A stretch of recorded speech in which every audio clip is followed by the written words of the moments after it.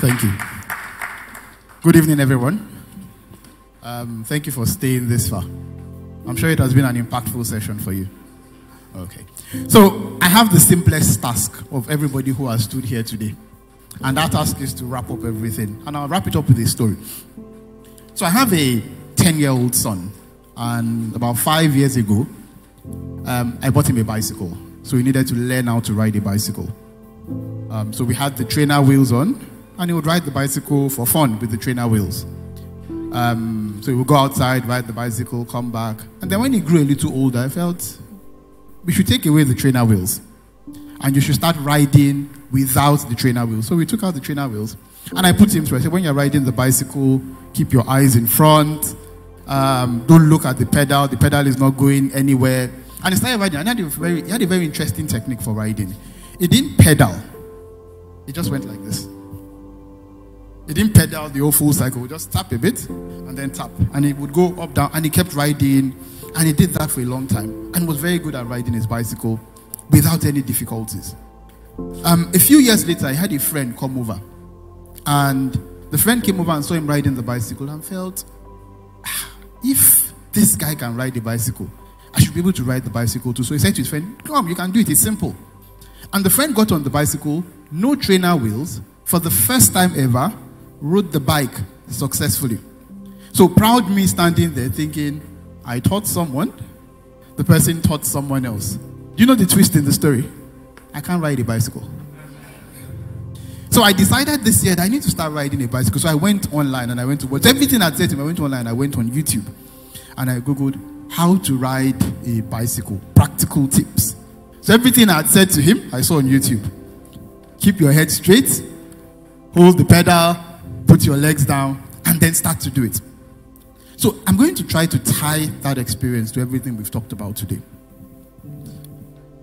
When I sat with my son and I was trying to teach him to ride the bicycle, the first and most important part for him was the point the trainer wheels left. Automatically, the gaps appeared. Within organization, we talked about it earlier. Most of the skills that you have today, in 3 years, you have to relearn. They say the professional of the literate person in the 21st century is not the person who can read and write, but the person who can learn, unlearn, and relearn. So you're going to have to unlearn. The trainer wheels will come off. COVID-19 took away the trainer wheels in some organizations. And I saw a cartoon online that was saying, what was the biggest accelerator for digital transformation in your organization? And the option 1 was senior management, option 2 was technology, option 3 was COVID-19. And obviously everybody you would find. So the trainer wheels went off and people within the organization had to change the way they adapted and responded to that change. The unique role of the learning and development function is to help them build mastery.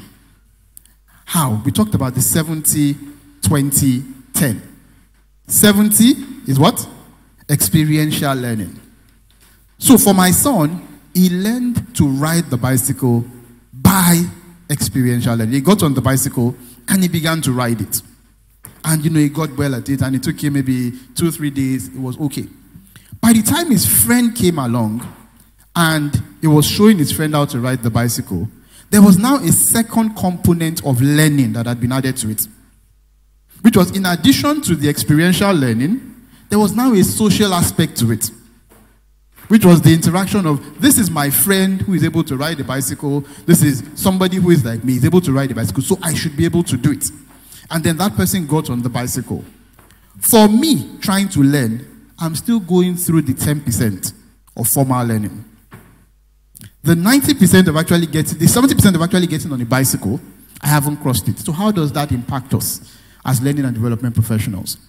If we're going to rethink learning, we can't focus our attention on the 10%.